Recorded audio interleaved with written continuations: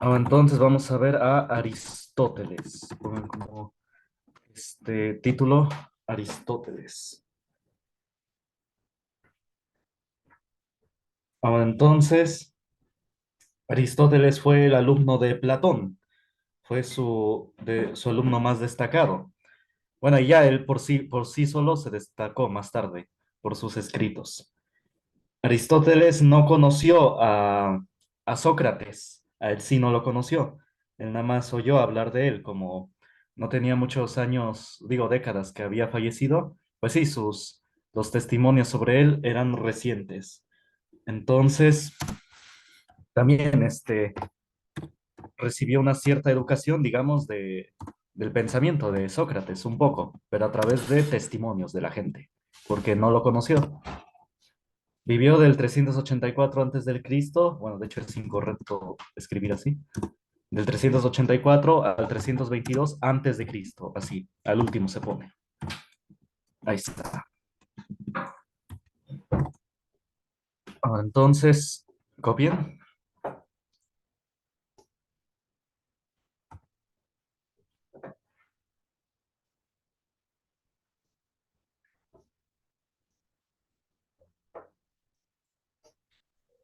Vivió del 384 al 322 antes de Cristo, ¿verdad?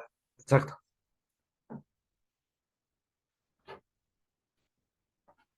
Entonces, vamos a ver. Dice, nació en Estagira, hoy Estravos, así se llama actualmente esa ciudad.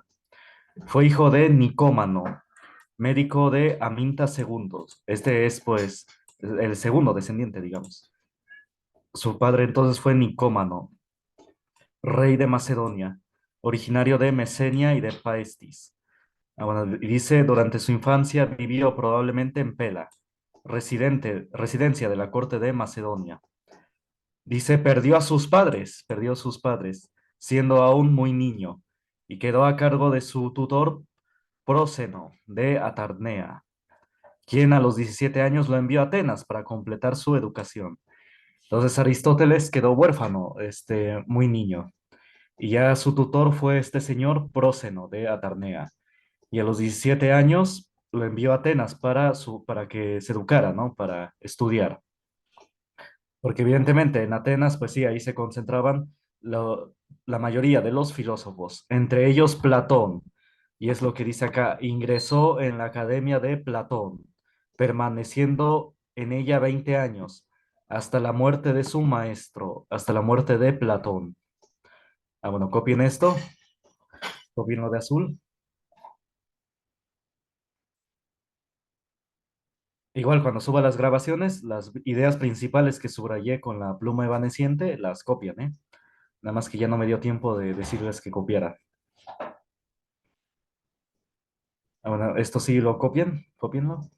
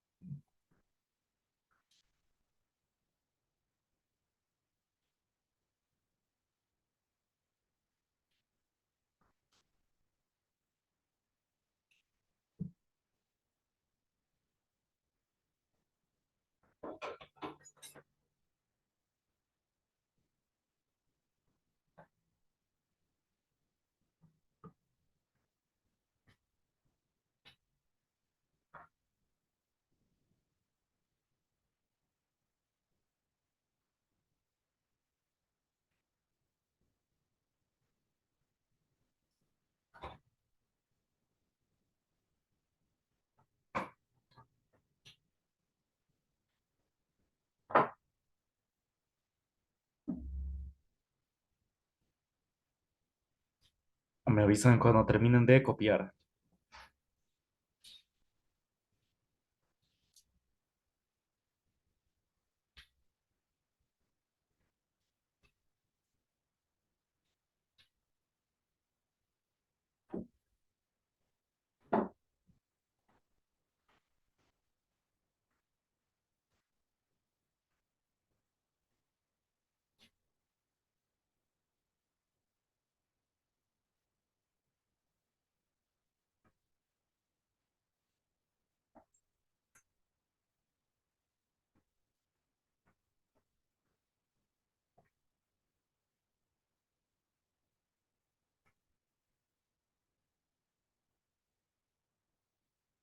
Bueno, ¿ya copiaron? Ya, mero. Bueno.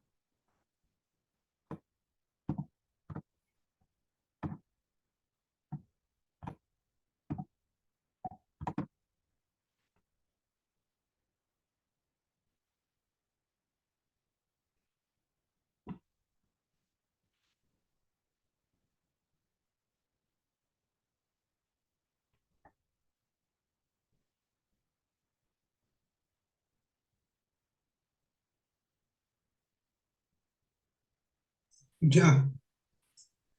Bueno, entonces, todos, ¿sí?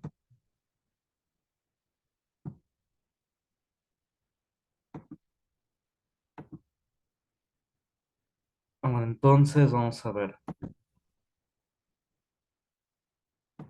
Luego dice acá, efectivamente, se admite que había ligeras discrepancias doctrinales, es decir, en pensamiento, entre Platón y Aristóteles, pero su amistad, sus relaciones se mantuvieron dentro de la mayor cordialidad.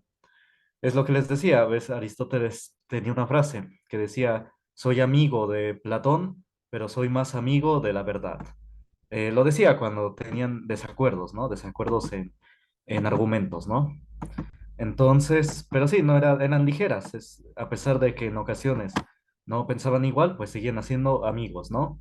Entonces, eso es lo ideal, ¿no? Admitir que efectivamente tenemos diferentes ideales, pero pues vamos a seguir llevándonos, ¿no? Dice Platón, estimulaba extraordinariamente a su discípulo, a quien llamaba el lector y la mente de la escuela. Entonces, a ese grado. Ahora, entonces, vamos a ver ahora sus obras, ¿no? ¿Dudas hasta acá antes de seguir? Ninguna duda. Ahí está. Ahora, entonces, bueno, tiene varios libros, entre ellos, espérame, podemos citar, no lo escriban, lo vamos a ir escribiendo poco a poco. Una pregunta. Aristóteles sí escribió, ¿verdad? Efectivamente, sí, sí, tiene muchos libros. Es lo que vamos a ver. Entonces,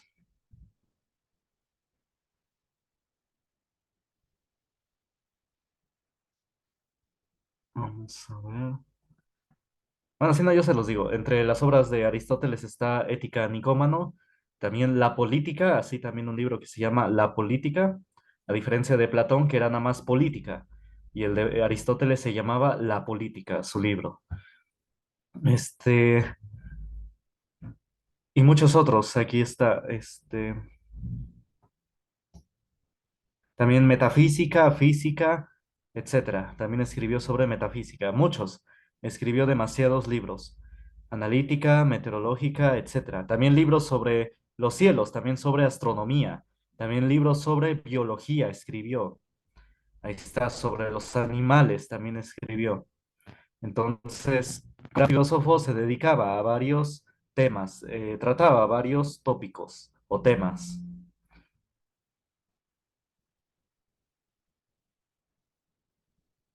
Aquí está, aquí está, perdón. Ahí está de física. Bueno, mi filosofía primera escribió metafísica. De física escribió del cielo. Caelo es cielo en griego. Caelo viene de cincel, de vaso cincelado, porque dicen que porque el cielo es hermoso como un vaso cincelado. De ahí viene la palabra cielo. Nada más es una etimología. Entonces, luego escribió, este libro trataba sobre astronomía.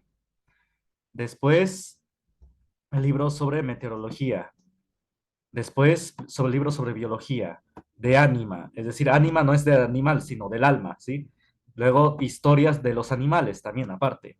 Ánima significa alma o vivo. Ahí está, eso significa ánima, alma o vivo. Después hizo uno sobre historia de los animales, ya después. Bueno, 9 libros. Aquí está, De Motum Animalium, esto de Inceso Animalium, etcétera. Escribió 9 libros sobre animales, sobre biología. Luego libros de ética. Ética ad edemum, perdón. Ética a Nicomanum, Ética a Nicómano, etcétera. Magna Moralia, la moral, y libros sobre política, la política y también sobre la Constitución de Atenas. Sobre el arte escribió libros de retórica, tres libros, poética y bueno, y el himno a Hermías, la elegía del altar. Elegía, no, herejía, es otra cosa. Después, bueno, y dicen que hay unas obras perdidas, ¿no? Que se le atribuyen a él. Pero sí, Aristóteles sí escribió demasiado. Hay demasiadas obras que se le atribuyen a él. Bueno, pero en resumen vamos a ver de qué trataban sus obras, bueno, más o menos su pensamiento, ¿no? Sus ideas de Aristóteles. Bueno, vamos a ver.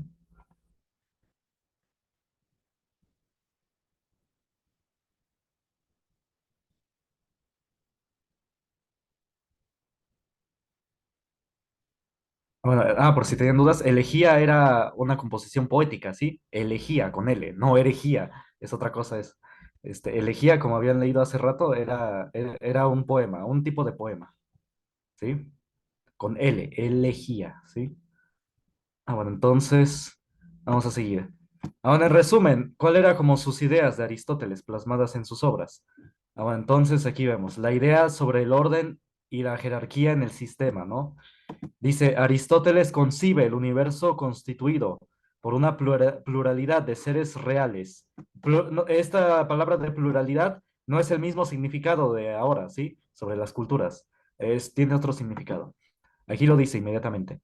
De seres reales escalonados en orden de perfección, desde el ínfimo de todos, que es la materia prima, hasta el supremo, que es Dios. Ahí está, a eso se refiere pluralidad, es decir, varios. Hay seres desde el ínfimo de todos hasta el supremo, que es Dios.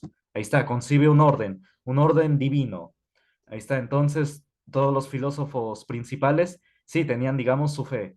Entonces no eran ateos, como muchos dicen, muchos luego hacen las documentales de manera equivocada dicen que los principales filósofos eran ateos. No, sí tenían su fe también. Y aquí Aristóteles ponía el orden, digamos, la jerarquía de los seres, digamos, de los seres vivos, desde el ínfimo de todos, que es la materia prima, digamos, los elementos, hasta el supremo, que es Dios. A ver, copien eso.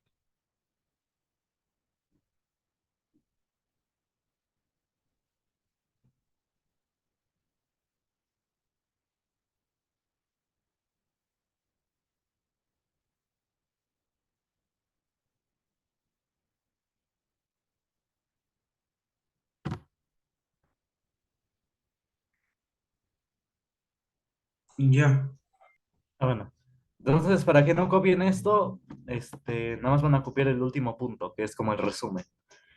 Esto lo voy a explicar, ¿eh? Ahorita les digo que copien. Dice, considerados desde el punto de vista del acto y la potencia. Potencia es capacidad de hacer, eso es potencia, ya lo había explicado antes, ¿no? Potencia es capacidad de hacer. Y acto, bueno, ya es el hecho, ya es pues precisamente el acto, el hacer, ¿no? Uno es la capacidad de hacer y el otro ya es el hacer, el hecho, el estar haciendo algo, ¿no? Dice, los seres comienzan en la pura potencialidad física de la materia, es decir, los seres tienen una capacidad de hacer cosas y para ir haciendo. en una concatenación de actos cada vez más perfectos, hasta llegar al acto puro, que es el cumbre del ser. ¿Y qué es esta cumbre? Vamos a ver. Dice, un concepto idéntico resulta de considerarlos desde el punto de vista de la forma y la materia.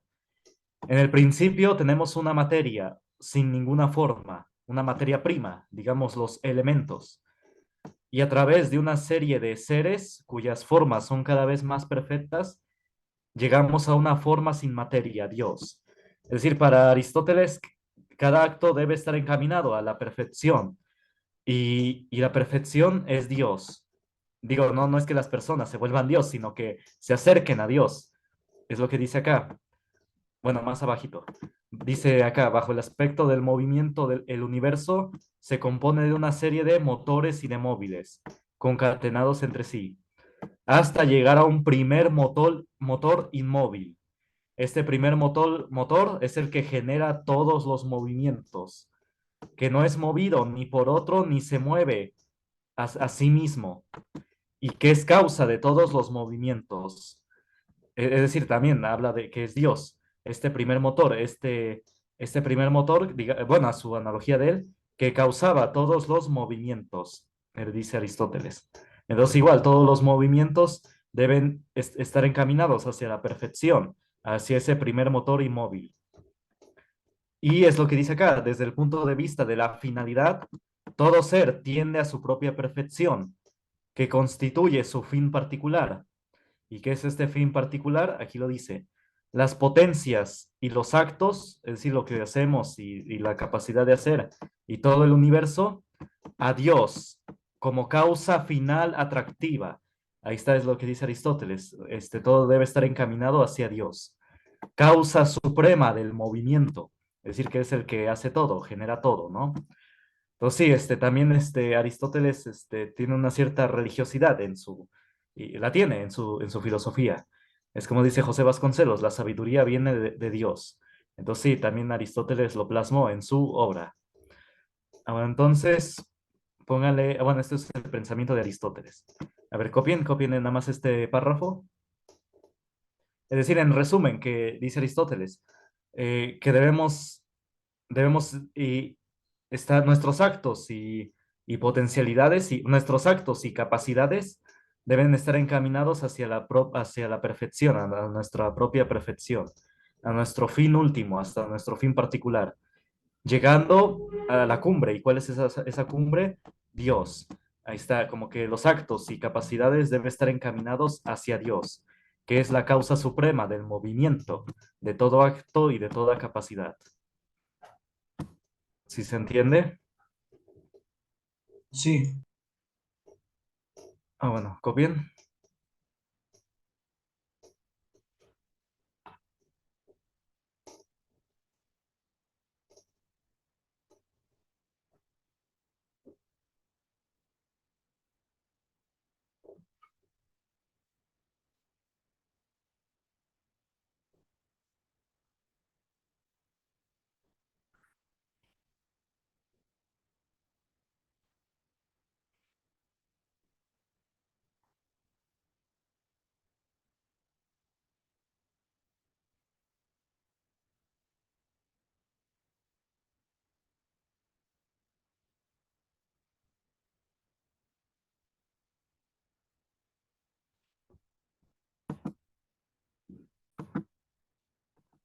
Dice, así resulta el conjunto de los seres dividido en tres grandes sectores, órdenes o planos, ascendentes en perfección. Primero está el mundo físico terrestre, que está compuesto de materia y forma, bueno, él lo llama principios, los elementos también, en ese entonces se creía lo del agua, aire, tierra, fuego, y los mixtos. Bueno, este es como la combinación de los elementos, por eso dice el número indefinido. Decían que la combinación de estos elementos surgían todos los materiales existentes, ¿no? Entonces, bueno, ahora sabemos que son los 118 elementos y no, no solamente cuatro, ¿no? Ah, bueno, y de hecho, ninguno de estos es elemento, ¿no? Ah, bueno, después los seres vivientes, los vegetales, los animales y el hombre. Ponía al hombre aparte, ¿no? El hombre no es animal, decía Aristóteles. Bueno, o que no entra dentro de esa clasificación. porque el hombre razona, el hombre es racional. Decían los filósofos antiguos, como Aristóteles y otros, Platón y también otros, el hombre se diferencia de los animales porque él razona y también porque el hombre ríe, el hombre tiene la capacidad de reír. Bueno, las hienas parece que ríen, pero bueno, quién sabe si realmente se ríen. Pero sí dice que, bueno, las hienas no razonan. Entonces sí, esa es la diferencia. El hombre tiene raciocinio, razona y también ríe, ambas cosas, tiene la capacidad de reír. Entonces, esa es la diferencia del hombre con los animales. Después, en segundo orden, está el mundo físico celeste. Ahí está, aquí pertenecen los astros, y que son sustancias móviles, eternas, ingenerables. Bueno, para Aristóteles son eternas. Sí, sabemos que las estrellas tienen un cierto tiempo de vida que dura millones y millones de años. Pero sí, no son eternas. Bueno, compuestas de materia. Antes creía, ¿no? Les dije, ¿no? Hace unas clases, que se creía que las estrellas, los planetas se movían en algo llamado éter, que era, digamos, una agua, un tipo de agua donde se movían los planetas y las estrellas. Pero bueno, ya sabemos que el éter no existe, es algo, una idea, antigua, ¿no? Que se creía que existía, pero ya se demostró que no existe el éter. Digo, nada más aclarando, ¿no? Aclarando que no, para que no se confundan en conceptos. Después, y finalmente, la sustancia divina supraceleste, es decir, más allá de lo celeste. Supra es superior, es arriba, más allá de lo celeste. Dice, fuera del universo físico existe una sustancia eterna, simplicísima, inmóvil, incorruptible, forma pura sin materia, acto puro sin potencia. Esta sustancia es Dios. Dice, es claro que esta es una sustancia eterna, inmóvil y separada, separada de lo terrestre, dice Aristóteles. Dios es la cumbre de todos los seres. Bueno, y ya dice Aristóteles, ya en otro razonamiento, según él, pero no ha creado el mundo, que es eterno, ni siquiera ha tomado parte en su organización. Para Aristóteles, su única intervención en el mundo, al que no conoce, es ser causa del movimiento, por atracción y por amor. Es decir, bueno, para Aristóteles causa los movimientos, pero no participó en la creación del mundo. Bueno, como ahorita ya estamos en una, digamos, tenemos conocimientos científicos ya básicos, todos, sabemos que todos tienen átomos, ¿no? Y que de los átomos surgen todos los materiales y que se unen, ¿no? De esos átomos. Entonces, como en ese entonces todavía no se sabía eso, decía Aristóteles, sí, causa el movimiento, este ser, bueno, Dios, pero decía Aristóteles, según él, que no ha creado pero no ha creado el mundo. Bueno, entonces, es su pensamiento de Aristóteles, ¿no? Finalmente. Entonces, obviamente esto es contradictorio a las tres religiones principales, ¿no? Donde dicen que Dios es el creador de todo el universo y del mundo. No solamente es causa de todo movimiento, sino que es creador, sí, del mundo. Una pregunta. ¿Sí, dime? Entonces, para acá, religión, su Dios es como si fuera el creador de toda la existencia, ¿verdad? Exacto, sí, sí, algo así, sí. Bueno, entonces vamos a escribir eso. Para Aristóteles, bueno, lo voy a escribir acá. Por ejemplo, Dime, dime. para los budistas se podría decir que el que creó todo para ellos No, no, es Buda. no, no, no, no, no, Buda no creo, no consideran que creó todo, sino, es que mira, bueno, es otro tema, pero del budismo, como ellos, ellos sí creen que uno se puede volver Dios, sí, como que esa es su perfección, uno se alcanza la perfección cuando uno, se vuelve Dios, así prácticamente lo dicen. Digo, no con estas palabras, pero prácticamente. Entonces, la creación de la naturaleza, no me acuerdo cómo le llaman a esa energía, una energía, casi como Aristóteles, una energía que no tiene ser, que no tiene como que forma y que no, pues sí, que no se puede tocar. Es una energía que dicen que mueve todo, pero que no se conoce y nunca la podemos tocar y que nuestra perfección se alcanza cuando nosotros nos volvemos casi esa energía, nos volvemos prácticamente Dios. Bueno, eso es del budismo, ¿eh? Del budismo, no digo de las otras religiones. Y no digo que eso, que yo esté de acuerdo con eso, no, nada más les platico cómo es su religión, un poco básicamente, en resumen, su religión, ¿sí? Entonces es prácticamente que uno se vuelve eso divino, ¿no? Uno se convierte en eso. En el cristianismo no es que, obviamente, no es para nada que uno se vuelva Dios, no, sino que uno participa de la naturaleza de Dios. Uno, cuando se une a Dios, uno participa de su naturaleza, de su reino. Entonces, esa es la idea del cristianismo. De Pero que, sí hay personas que se pueden creer Dios. sí, sí, ejercen gente de mucho dinero, mucho poder. Sí, luego sí lo dicen que son Dios. Pero incluso gente que hace de eso del yoga, o digo no todos, pero sí algunos, que es que esas ideas del yoga y otras meditaciones vienen un poco sí del budismo y de otro tipo de religiones que tienen como esa idea de que uno puede volver esa sustancia divina, esa energía divina, prácticamente volverse Dios. Por eso es distinta a las religiones principales, ¿no? Las tres principales. Ah, bueno, dudas hasta acá. ¿Cuáles son las tres principales? El cristianismo, el islam y el judaísmo.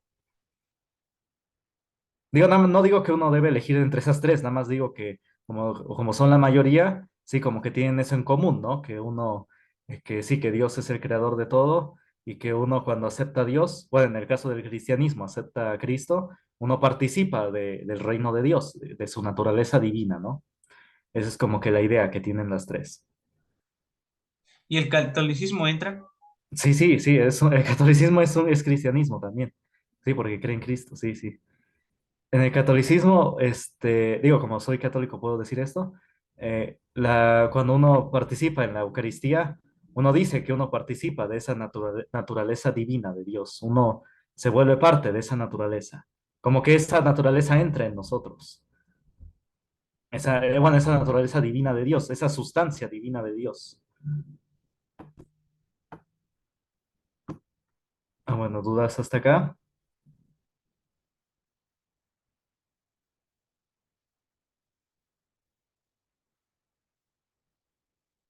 Ah, bueno, entonces, bueno, y sí, y sí, muchas religiones, digo, aquí se incluye el judaísmo, se cree que no se puede tocar a Dios, que es lo que dice aquí Aristóteles, que sí, que Dios es aparte, ¿no? Aquí dice, Dios, bueno, sí sé que Dios no, que no conoce, bueno, sí conoce el mundo, digamos que no toca a Dios, Dios no lo podemos tocar, y eso también lo dice el judaísmo, pero bueno, en el caso del cristianismo sí decimos, ¿no? Que podemos acercarnos a Dios o incluso tocar a Dios. Bueno, en el caso del catolicismo, lo tocamos a través de la Eucaristía, de la comunión. Entonces, por medio de ese sacramento, entra Dios en nosotros, o nos volvemos parte de Dios. Es como esa idea. Digo, esta forma, esto que de tocar a Dios también lo pone Miguel Ángel en su pintura, donde hace contacto con Dios. Esa pintura, no sé si han visto, donde ¿cómo se dice? Donde está el hombre y supuestamente Dios y se alcanzan, ¿no? Se van a tocar. ¿Sí la ubican, esa pintura? Sí. Sí, bueno. O si no, a ver, la pongo, a ver, espérame, rápido la busco. Bueno, es un poco como la idea aquí de Miguel Ángel. Esta pintura está en el techo de la Capilla Sixtina. Digo, no es un cuadro en sí, está en el techo, en un techo de una capilla. Entonces, y aquí muestra, este óleo se llama la creación de Adán, y muestra, ¿no? El contacto de Dios, digo, es una forma de verlo, sabemos que Dios nadie lo puede ver, pero es como una forma artística de representarlo, haciendo contacto con el hombre, hasta así, este contacto, esa conexión entre ellos, un contacto entre los dos, diciendo, ¿no? Que Dios no es ajeno al mundo, sino que está en contacto con la humanidad. Entonces, sí, Aristóteles, bueno, y los griegos creían que Dios es ajeno completamente al mundo, que no se puede tener contacto con Dios, es ajeno completamente. Los griegos hasta creían que sí, sus dioses no se interesaban mucho en ellos, en cierta manera. Y ya después, ya otras religiones, por ejemplo el judaísmo, dicen, bueno, sí, Dios está ahí al tanto, pero no podemos acercarnos a él. Y ya después, el más adelante, el cristianismo, el catolicismo, sí dice, bueno, sí podemos estar en contacto con Dios, sí hay esa conexión entre los dos. ¿Y Y el así, Islam? Y en el Islam, híjole, la verdad, ay, es que de lo poco que he leído, no podría decir ahorita por el momento, pero sí, si quieres lo busco después. Pero sí, esta idea del contacto con Dios se ha ido desarrollando, bueno, la humanidad a través de, sí, de los siglos, de las distintas religiones. Ah, bueno, ¿dudas hasta acá? No. Ah, bueno. Ahora, vamos a ver la ciencia, cómo era el método de Aristóteles. Aristóteles prácticamente creó el método científico y también creó los llamados silogismos lógicos. Es decir, prácticamente Aristóteles formalizó lo que es la lógica, lo que es las implicaciones lógicas que conocemos ahora y también lo que es el método científico, por tanto.